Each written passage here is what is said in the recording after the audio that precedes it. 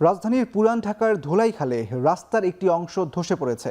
এতে সড়কের একটি লেনে যান চলাচল বন্ধ রয়েছে, ফলে ভোগান্তিতে পড়েছে ওই এলাকার বাসিন্দারা। এ নিয়ে আরও জানাতে যুক্ত হয়েছেন রাব্বি আল রাহিদ।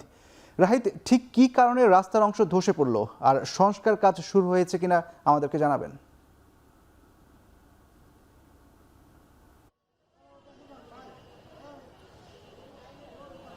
ইস্তিয়াক, রাজধানীর ধোলাইখালের যে অংশে সড়ক ধসে খালের সৃষ্টি হয়েছে সেই জায়গাতে এখন বর্তমানে আমি আছি। আপনি দেখছেন যে নারিন্দা মোড় সংলগ্ন এই জায়গাটিতে এখন বর্তমানে রাত 12টা বাজে এবং এই সময়টাতেও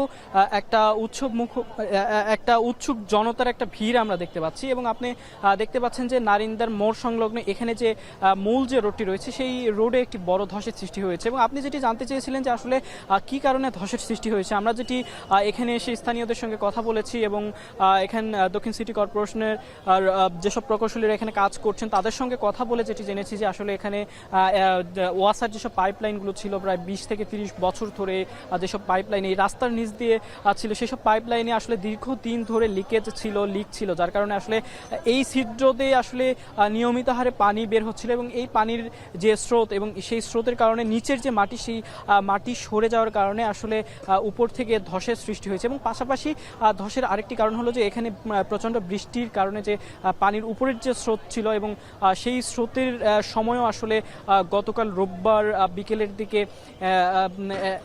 একটি অংশ আসলে ভেঙে যাওয়ার মতো পরিস্থিতি তৈরি হয়েছিল। এবং সে সময় স্থানীয়রা আসলে পুলিশকে জানিয়েছিল যে আসলে এখানে এক ধরনের ধসের আশঙ্কা দেখা দিয়েছে এবং সে সময় পুলিশ এসে এই রাস্তার দুই পাশে অন্ততপক্ষে আধা কিলোমিটার দূর পর্যন্ত মোটামুটি তারা বন্ধ করে দিয়েছিল। এবং এরপর দক্ষিণ সিটি কর্পোরেশনকে জানানো হলে তারা তাদের প্রকৌশলীরা এখানে এসেছিলেন এবং তারা পরীক্ষা করে দেখেছেন এবং দেখার পর তারা মেরামত কাজ শুরু করেছেন। এবং আপনি যেটি আরও বলছিলেন যে আসলে কতদিন লাগবে এটি মেরামত হতে, আসলে তারা যেটি জানিয়েছেন যে এখানকার যে মূল মাটি ভরাটের কাজ সেটি করতে আরও হয়তো বা 2-3 দিন লাগতে পারে এবং এখানকার মূল যে প্লাস্টারের যে কাজটি সেটি করতে হয়তো বা আরও 10 দিনের মতো সময় লাগতে পারে। ইস্তিয়াক, রাজধানীর এই যে ধোলাইখালে এই অবস্থায় আমরা যেটি দেখেছি যে গতকাল আমরা স্থানীয়দের সঙ্গে কথা বলেছি, তারা যেটি বলেছেন যে আসলে গতকাল রবিবারে বিকেলের পর থেকেই এখন পর্যন্ত এই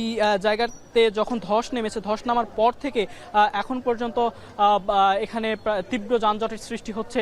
তারপরেও আসলে এখানকার যে স্থানীয় প্রশাসন রয়েছে তারা চেষ্টা করছেন যে আসলে এই রাস্তাটি বন্ধ রেখে পাশের যে লেনটি রয়েছে সেই লেনটি আসলে খুলে দিয়ে এক পাশ দিয়ে যান চলাচলের জন্য। তারপরে যেহেতু এটি মেইন রোডের একটি অংশ, সেক্ষেত্রে তারপরে তীব্র যানজটের সৃষ্টি হচ্ছে, যেখানে আসলে সাধারণ মানুষের এক ধরনের ভোগান্তিও পোহাতে হচ্ছে।